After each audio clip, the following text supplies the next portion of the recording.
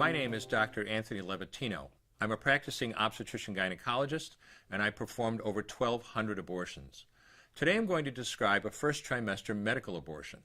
This is a procedure in which the mother swallows pills in order to terminate her baby, and it is performed up to the 10th week of pregnancy. The procedure involves 2 steps. Step 1. At the abortion clinic or doctor's office, the woman takes pills which contain mifepristone, also called RU-486. RU-486 blocks the action of a hormone called progesterone.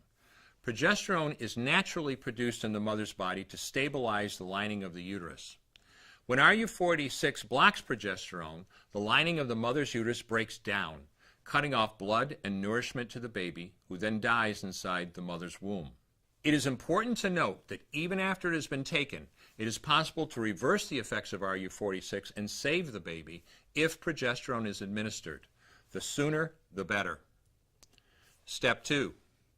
24 to 48 hours after taking RU-486, the woman takes misoprostol, also called Cytotec, that is administered either orally or vaginally. RU-486 and misoprostol together cause severe cramping, contractions, and often heavy bleeding to force the dead baby out of the woman's uterus. The process can be very intense and painful, and the bleeding and contractions can last from a few hours to several days. While she could lose her baby anytime and anywhere during this process, the woman will often sit on a toilet as she prepares to expel the child, which she will then flush. She may even see her dead baby within the pregnancy sac. At 9 weeks, for example, the baby will be almost an inch long, and if she looks carefully, she might be able to count the fingers and toes. After she has disposed of her baby, the woman may have bleeding and spotting for several weeks.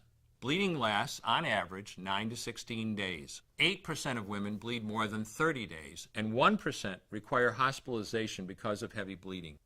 The failure rate increases as the pregnancy progresses. If failure occurs, she will usually be offered a surgical abortion.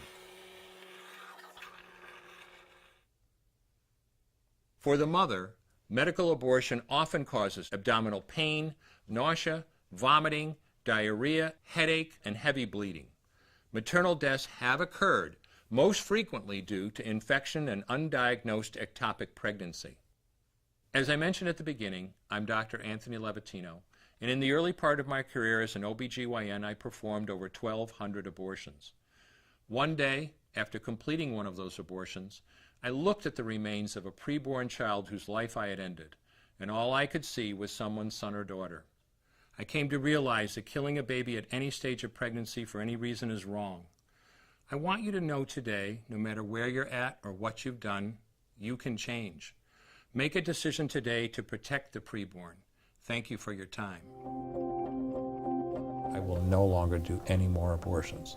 When you finally figure out that killing a baby that big for money is wrong, that it doesn't take you too long to figure out it doesn't matter if the baby is this big or this big or this big or maybe even this big, it's all the same. And I haven't done any since then, and I never will.